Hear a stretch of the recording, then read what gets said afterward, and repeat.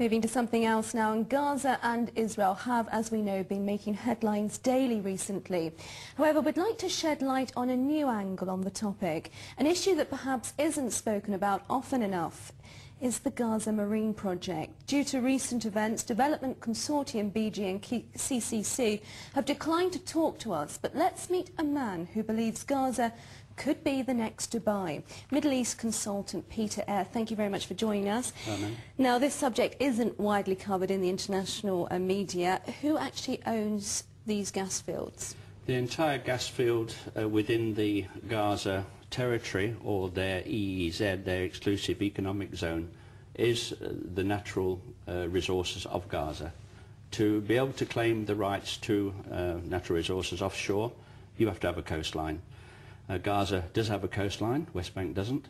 So technically it belongs to Gaza. Gaza's part of Palestine, so I guess if you could look at them as a united front, the resources belong to Palestine. So what proposals are actually on the table at the moment, and who's negotiating with who, how to develop these? It's very difficult to get to the bottom of the existing problems, but if one can refer back to British Gas, they came over to have discussions with the Palestinian Authority back in 1999, and in 2000 they were given a license to explore and extract from the marine zone.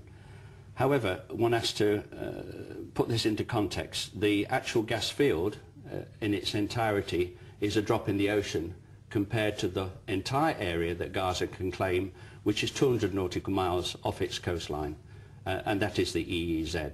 So the potential is far greater than what we're talking about. There is an infinite price on the value and what lies beneath. And economically speaking, how will this support and develop the economy of Palestine? Well, for Gaza, for Palestine, it gives them an independent source to recover their own reserves onshore. And this valuable asset, primarily it was intended by BG to bring the gas just 36 kilometres offshore by direct pipeline to Gaza Strip. There was an intention to pipe the gas into a power station, and any surplus to requirements could be converted into LNG, liquefied natural gas, and be exported to the UK, US or wherever.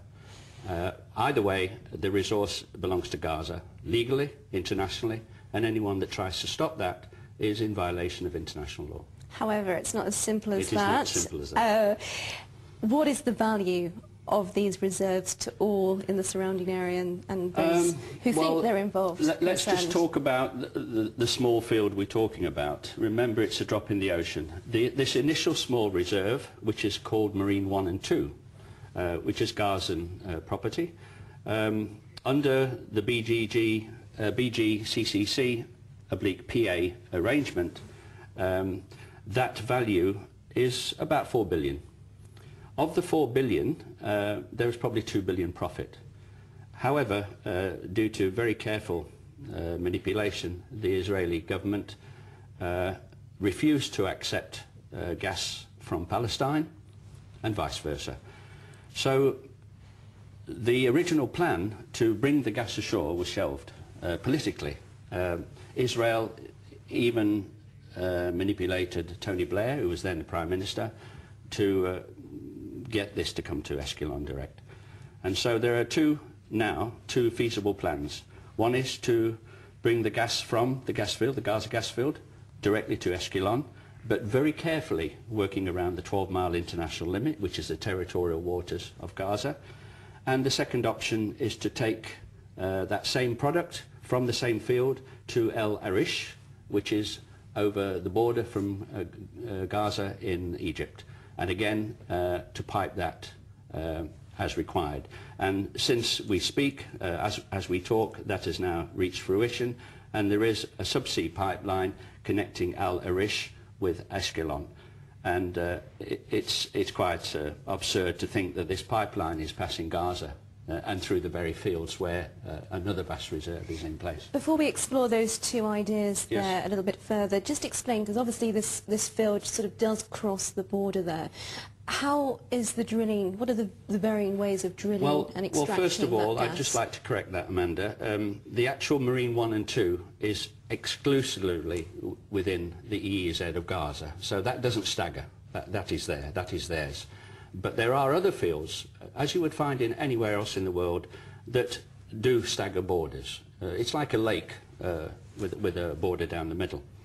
What sometimes happens, and I hope it doesn't happen in this case, that with the types of drilling techniques that take place, it is quite feasible for a rig to be placed in Israeli territory, in Israeli waters, and for various means to extract across the border.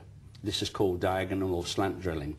So for some considerable distance, your drill goes down, and then it is very carefully manipulated under the border and contained to the resources for some other country. And I think we have a demonstration of that for our viewers as well. Yeah, you can see three types. There's the standard vertical one. There's the slant drilling where the rig is placed at 45 degrees and off it goes. And there's another one, again vertical, but then it can plan out. So if you can relate to the trees, the roots of a tree, is how this works. It goes out, instead of searching for water, which is what a tree does, it searches for oil or gas. So assuming that's not the case here, Well, and we go back to our other ideas Yes. there, how viable is it to take this gas into Egypt? It's viable. Diplomatically, it is the option at the moment, based on Israel's proviso that they will not buy gas directly from Palestine, but it's okay to buy Palestinian gas via Egypt, because then Egypt are technically buying the gas, and then Israel is taking it in total. I must point out that it's Israel's intention that they want the entire allocation of Gaza for their own usage. So how does liquefied natural gas come into play here? Where would that then Well, be? first of all, the gas comes ashore as natural gas down a pipeline, and then this can be, well, first of all, the power station would have to be modified with industrial gas turbines that are fed off natural gas.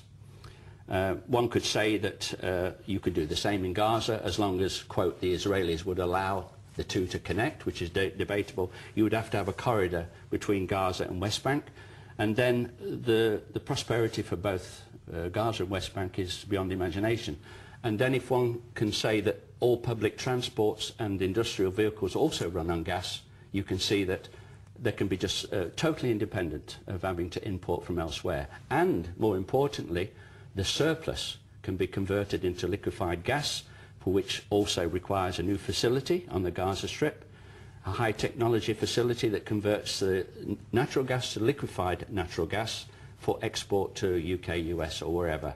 And that of course is also a bonus for the Gazans, because they will get the training and there will be mass labour usage of such facilities. So we've got the issue there that it sort of makes sense that in Egypt LNG happens there because they've already got the technology. Yes. We've got the issue where oil power station in Gaza is converted to gas. But politically, what does all this mean? The political side is very hard to understand, because you've got a split within Gaza between Fatah and Hamas. For the success for this, they've really got to come together, and then having come together, the United Nations really has to do its job and help police, take away this friction, and then Israel has no choice to say that Gaza is now truly independent. It's a recognised sovereign state through the United Nations. It has control of its borders, its airspace and its sea space.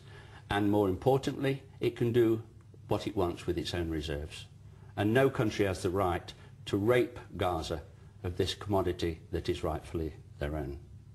And the revenue from this, I must emphasise that this is a small drop in the ocean when one considers that entire area is 200 nautical miles out to sea for the EEZ. There are many more gas fields besides this one, believe me. The area is inundated. So, of course, be optimistic. Gaza could become a small Dubai in the future, and very quickly. Peter, it's obviously a very complex issue, and one we'd love to return to talk to you about in the near future. Sure. But for the moment, thank you. Thank you.